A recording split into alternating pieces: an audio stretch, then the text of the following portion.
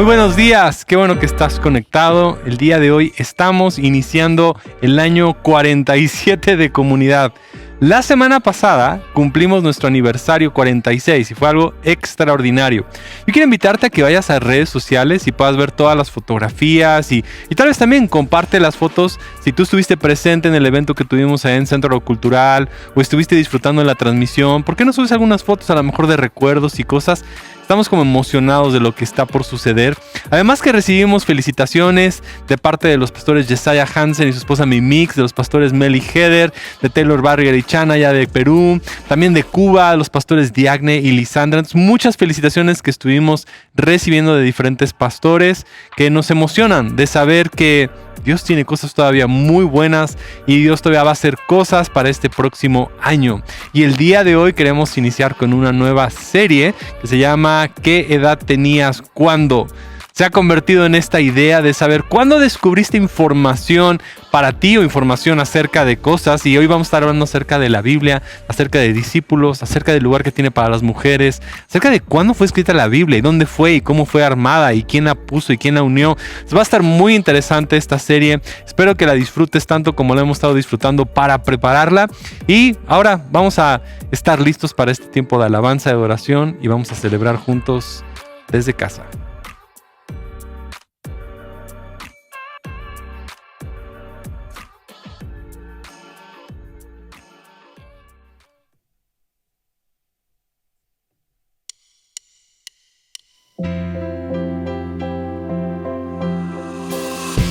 La oscuridad se iluminó con colores de perdón.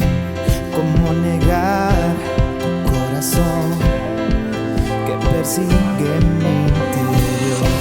Y todo parecía perdido, vivía sin rumbo y sentido, pero tu amor me rescató.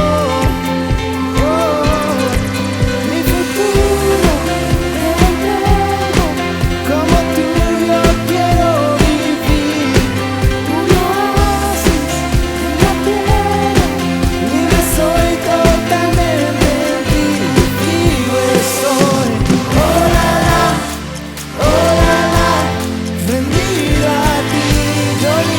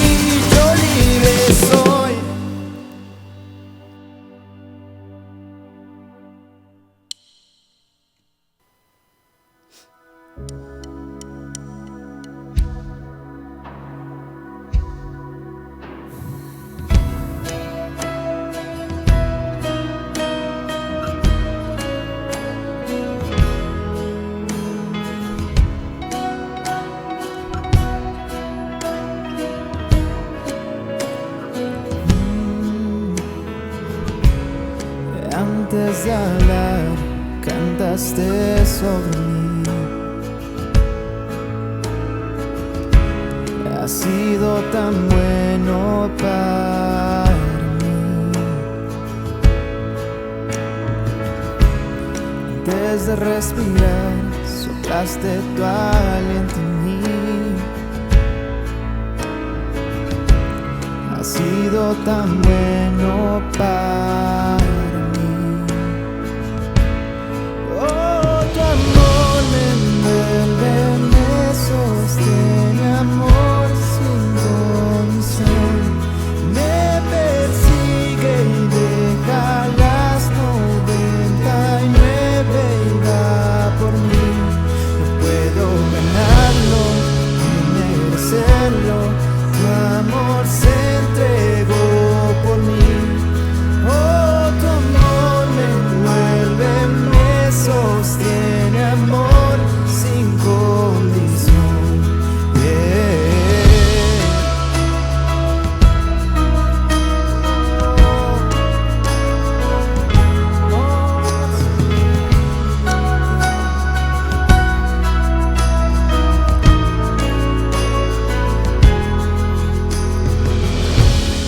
Lejos de mí, tu amor luchó por mí. Has sido tan bueno para mí. Cuando indigno fui, pagaste el precio por mí. Has sido tan bueno para mí.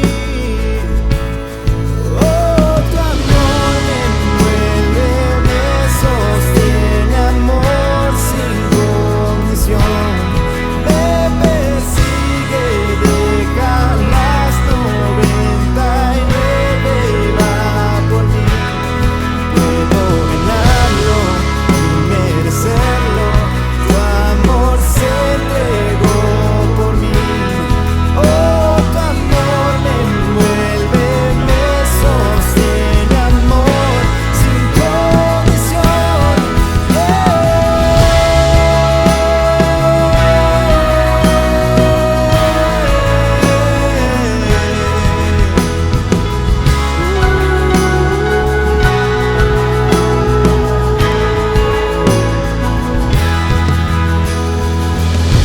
No hay sombra que no alumbres, monte que no escales para encontrarme en mí. No hay pared que no derrumbes, mentira que no rompas para encontrarme en mí. No hay sombra que no alumbres, monte que no escales para encontrarme en mí. No hay pared que no derrumbes, mentira que no rompas para encontrarme en mí.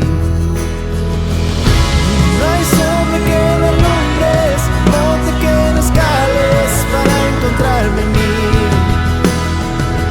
No hay pared que no derrumbes, mentira que no rompas para encontrarme en mí.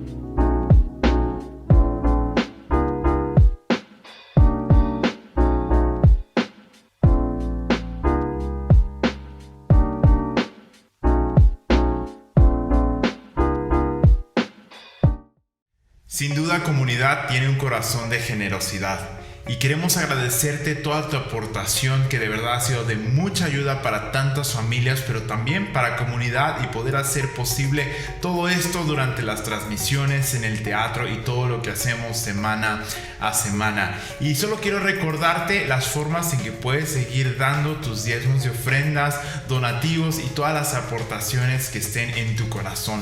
Hay 4 formas. La primera es que puedes hacer un depósito directo en ventanilla en nuestra cuenta Comunidad Cristiana AR en el Banco Banorte. La segunda es que también puedes hacer depósitos en tiendas de conveniencia como Farmacias del Ahorro, 7-Eleven, Chedraui y otras más que van a aparecer aquí en tu pantalla. La tercera forma es que puedes ir directamente a las oficinas centrales de Comunidad Cristiana, que están ubicadas en Colonia San Baltasar, en Vicente Guerrero 419, los días miércoles de 10 de la mañana a 2 de la tarde. Y por último, desde tu teléfono celular puedes hacer una transferencia bancaria, o también puedes entrar al link de PayPal donde vas a poder hacer tus donativos. Este link lo puedes encontrar en la descripción de este video, y justo ahí vas a encontrar todas las instrucciones para seguir adelante con tu donativo. Gracias por todas tus aportaciones y por todo lo que estás haciendo. Comunidad la construimos todos.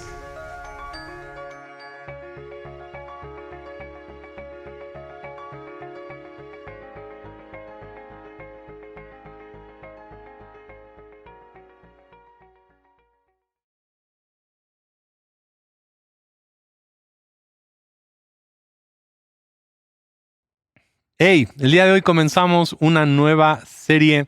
Yo creo que va a ser muy interesante, va a ser diferente, y vamos a aprovechar como que todas estas oportunidades que tenemos nosotros de estar aquí haciendo cosas en línea, y de tener también como que el teatro más vacío. Y yo sé que va a ser como que con muchos datos interesantes que sé que te van a animar. Entonces el día de hoy, la primera parte es: ¿qué edad tenías cuando te enteraste que es un discípulo? Yo creo que es una palabra que ocupamos constantemente, hablando acerca de cómo son los discípulos, pero de repente no sabemos cómo fue que Jesús los escogió, cómo funcionaba esta idea de los discípulos, de dónde sale y desde cuándo es que así funcionaba. Sobre todo si vamos nosotros a Mateo capítulo 9, versículo 9, encontramos ahí que había un hombre que se llamaba Mateo, que estaba sentando en su cabina cobrando impuestos, y dice que Jesús se acercó a él y le dijo: sígueme. Ahora, ¿qué haría de una persona? O sea, ¿quién decide así en un instante dejar todo lo que está haciendo? Y no nada más todo lo que está haciendo, todo su trabajo, todo lo que ha estado como que dedicándose por un tiempo, y en un instante, en un santiamén, en un momento, dejar todo para seguir a un hombre que aparentemente no conoce, y ahora le llama rabí y el otro le llama discípulo. Entonces, en esta historia, en estas historias de Jesús sacando a sus discípulos y trayéndolos, vamos a encontrar algo muy curioso de cómo es que funcionaba esta idea de discípulos, porque encontramos también al final del libro de Marcos que nos pide a todos que vayamos y que hagamos discípulos. Entonces, si no sabemos cómo es, el día de hoy espero que puedas descubrir qué es un discípulo.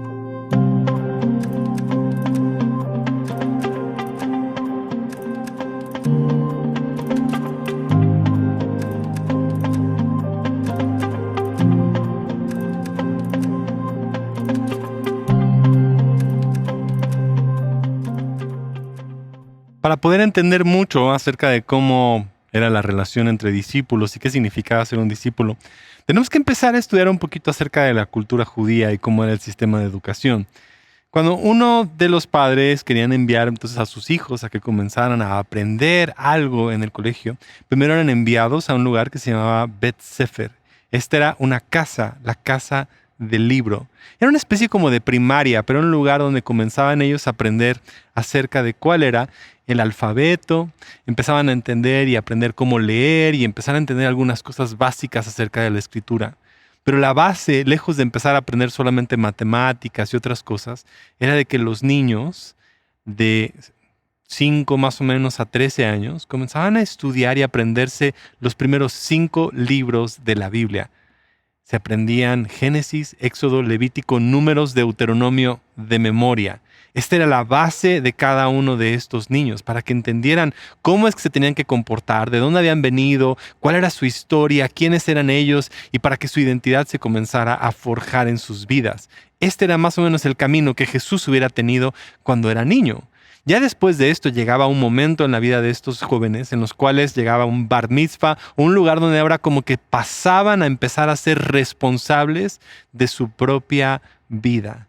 Y ya cuando eran responsables, comenzaban a pasar ahora a una nueva casa. Era una especie como de secundaria, si queremos llamarle. En esta casa ahora se llama Bet Talmud, donde ellos iban a comenzar ahora a estudiar la escritura, a entender de qué se trataba la vida y sobre todo comenzar a entender una forma más profética de poder ver el mundo. En esta casa ellos empezaban a estudiar ya los libros proféticos, poéticos, y muchos se los empezaban a memorizar. Todos los libros de lo que conocemos como el Antiguo Testamento de las Escrituras judías comenzaban ellos a aprender. Aquí empezaban a entender cómo era el desarrollo de su forma de pensamiento, cómo tenían que moverse en la vida, cuáles eran las leyes, los principios, cómo conducirse, cómo comportarse. Y aquí se empezaban a dar cuenta si alguno de estos chicos tenía madera, no nada más para desarrollarse en la vida, sino para después ir y crecer y poder enseñar las Escrituras de una manera diferente. Aquí es donde los discípulos empezaban a ver quiénes de ellos realmente podían convertirse más adelante en maestros o quiénes tal vez iban a empezar a tener una vida, no sé, más normal como pescadores o cobradores de impuestos. Pero aquí es donde ellos encontraban cuál era su relación, cuál era realmente el futuro en su vida y entendían ahora de una manera profética cómo se iban a comportar, cómo iban a ver el mundo, cómo se iban a conducir.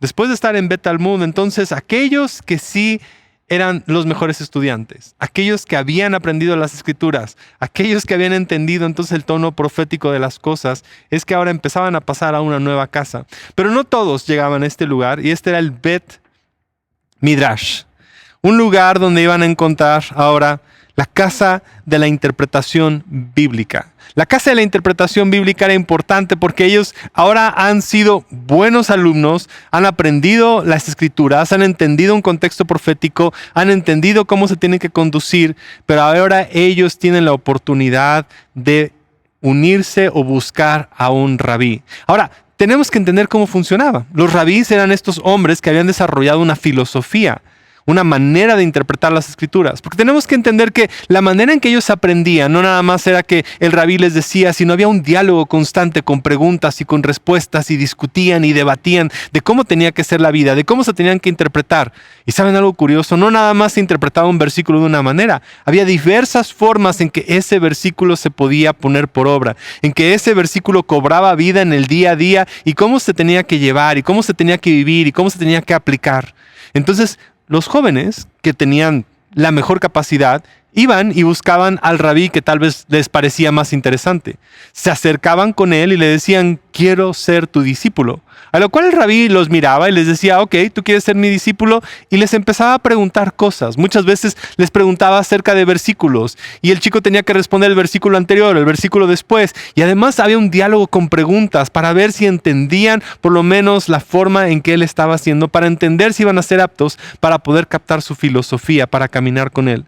Estos discípulos iban a caminar con el rabí día y noche, iban a ir con ellos, iban a estar viviendo con ellos, iban a imitar todas las formas. Así como Pablo dice, imítame, así esa era la actitud de un discípulo, imitar a su rabí en todas las formas, en todo lo que hacían, a donde iba, las oraciones, el tono, la manera, las cosas que hacía, era adoptar una forma de vida, un estilo de vida, una manera de cómo su rabí los estaba llevando. Pero el rabí tenía que ver si este chico tenía madera o no tenía madera, si pudiera funcionar. Y si no, le decía, no vas a participar. El rabí tenía como grupo selecto que pudiera aceptar o no aceptar a la gente con la que estaba. Pero curiosamente, cuando nosotros comenzamos a ver ahora a Jesús, nos damos cuenta que Jesús es reconocido también como un rabí. Le llamaban maestro. No solamente cualquiera, un excelente maestro. Vemos a alguien que se acerca y le dice, buen maestro, buen rabí, rabí extraordinario, hombre que tú sabes cómo hacer las cosas, enséñame. Y cuando Jesús comenzaba a encontrar a sus discípulos, les dice lo siguiente en Mateo capítulo 11, versículo 28 al 30. Luego dijo Jesús, vengan a mí todos los que están cansados y llevan cargas pesadas, y yo les daré descanso. Pónganse mi yugo, déjenme enseñarles, porque yo soy humilde y tierno de corazón. Fíjate el tono diferente. Él es humilde, él es tierno, él está abrazándolos, viene con un corazón como de padre. No viene como un maestro para empezar a seleccionar a los mejores, viene a abrazar a todos.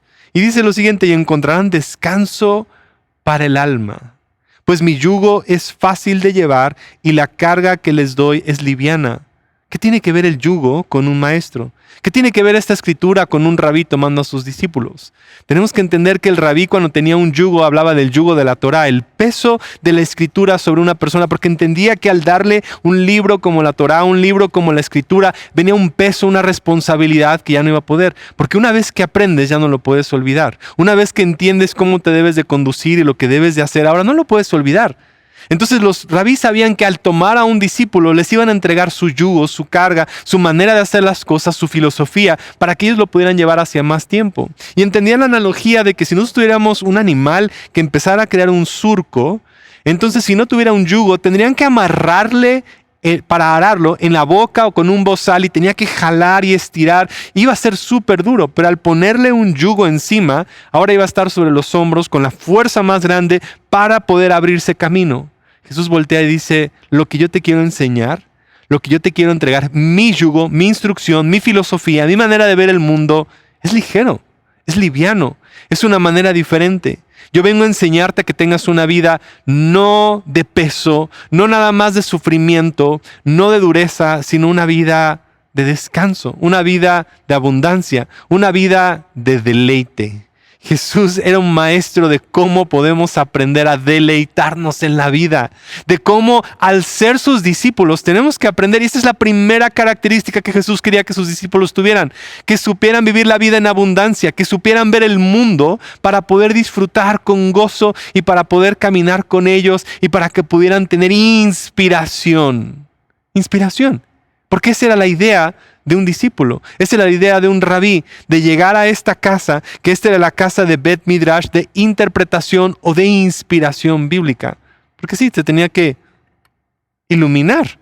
Tenía que haber una iluminación, una revelación de cómo se leían las escrituras de una manera diferente, no con un peso, no con una obligación, sino ahora que todas estas leyes y normas era cómo podemos vivir una nueva humanidad, cómo podemos vivir la vida disfrutándola, cómo podemos vivir esta vida que se nos ha sido entregada como discípulos.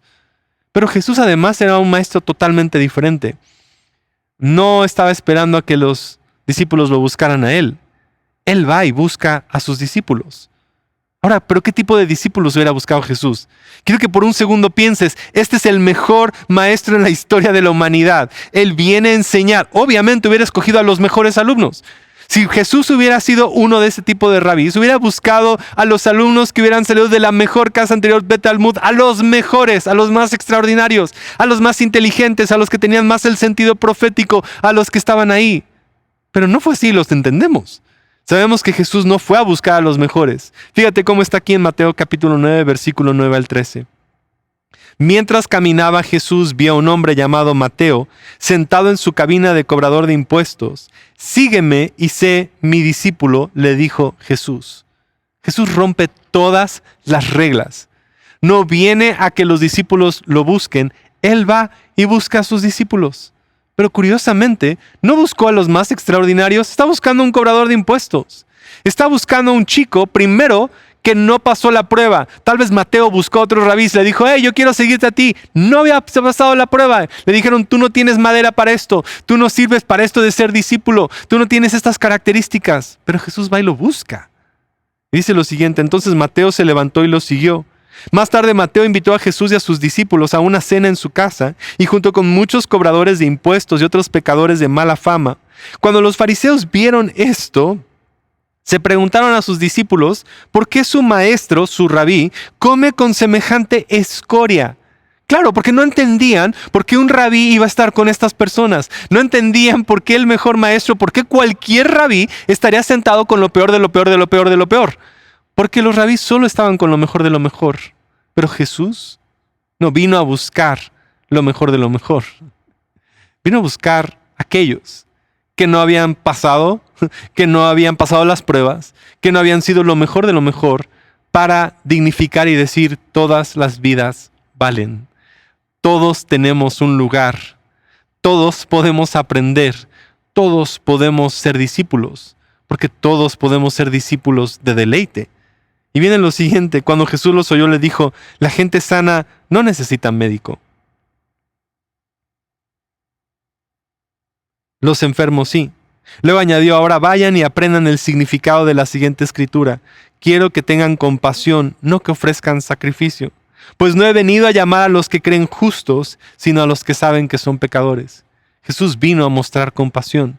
No vino a crear una élite, no vino a los que están en la primera fila, no vino por los que mejor oran, los mejor cantan, los mejor en la Biblia, los que mejor hacen. Vino a tomar a cada uno de nosotros en nuestra peor condición y decir, tú mereces, tú eres digno, tú sí puedes aprender, tú sí puedes ser discípulo, tú sí puedes aprender las escrituras, tú sí puedes tener un lugar a la mesa, tú sí puedes sentarte conmigo, tú sí puedes aprender. Vino a mostrarles, vino a mostrarnos revelación, vino a tomarnos. Eso significa ser discípulo. Esto es lo extraordinario acerca de ver a Jesús como un maestro tomando a sus discípulos, a los que nadie más hubiera escogido. Jesús viene y les dice, tú sí perteneces conmigo, tú sí eres uno de mis discípulos, sígueme.